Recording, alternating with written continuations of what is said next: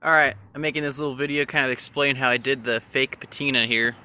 So what I did to start, laid down white, matched the white as best I could to the frame, and then proceeded to scrape it and hit it against my gravel pit by my garage.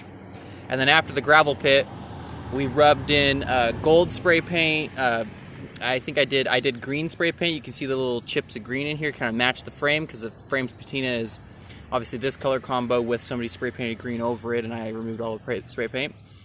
I'm showcasing this section right here because this is the piece I filled, and then with JB Weld and sanded down because this is where a light was supposed to go instead of this light.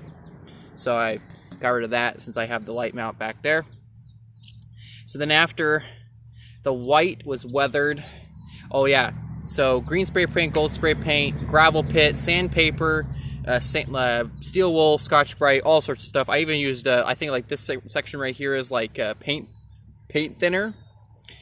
And then after all that, I got a nasty old hub that was really dirty, old grease, hadn't been rebuilt, and I just like sprayed it down with WD-40 to kind of put the grease back into like a liquid, and then scooped all that nastiness out and stuck it on old rags and rubbed that into all of this and really buffed this out because this was all gloss. It was gloss white, gloss heirloom white, and gloss red and satin black. So I just buffed that all out with nasty grease rags.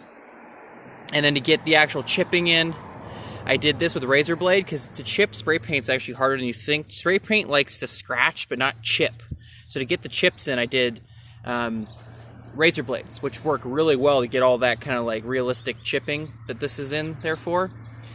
And then so then to actually do the design was tape this direction all the way down, and then we measured, because I have a pair of original fenders off a girl's bike with the same design.